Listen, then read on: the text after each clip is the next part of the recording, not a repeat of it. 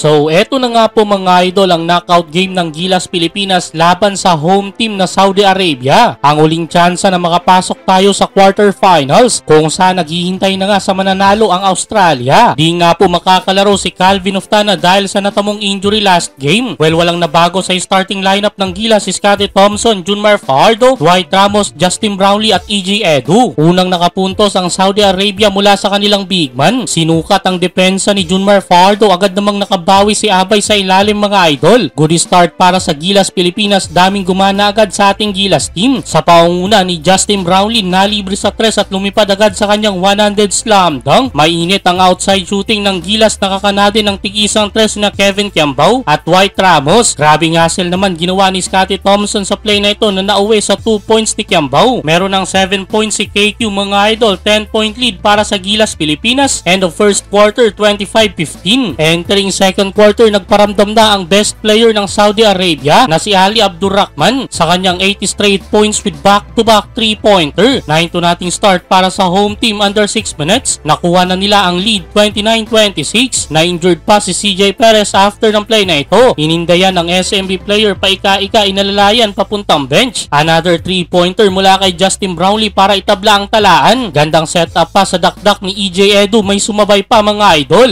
Nagkasagutan na ng opensa sa dulo, uminit ng tuluyan si Ali Abdurrahman. Nakumana na naman ang dalawang sunod na tres pero laging may ganti ang Gilas Pilipinas. Parehas ng may double digit sina Kevin Kiambao with 11 points at Justin Brownlee na may 10 points naman. Sa TP na ito ni Scottie Thompson, Gilas pa rin ang aabante tatlo. End of second quarter, 40-37. Third quarter, dikdikan ng laban mga idol. Dinudumina ng big man ng Saudi Arabia ang ilalim at patuloy pa rin ang pagpuntos ni Ali Abdurrahman. Nakumana na naman sa tres, nakipagpalitan ng lamang sa dulo ang home team. Pero Justin Brownlee on mission pa rin para sa Gilas Pilipinas. Sa pull-up jumper na ito ni Chris Newsome, Gilas pa rin ang lalamang 60-59. End of third quarter. Fourth quarter, di pa rin mapigilan ang best player ng Saudi Arabia na si Ali Abdurrahman. Sunod-sunod pa rin ang pagpukol ng tres mga idol. Under 3 minutes sila na ang may hawak ng lead, 75-69. Sobrang intense ng laban sa dulo mga idol. Segundo na lang natira. Isa na lang inahabol ng Gilas sa 2 points na to ni EJ Edu, 77-76. Nagkaroon ng sagot ang Saudi Arabia pero Magic Brownlee big time 3-pointer para i-extend pa sa overtime ang laban.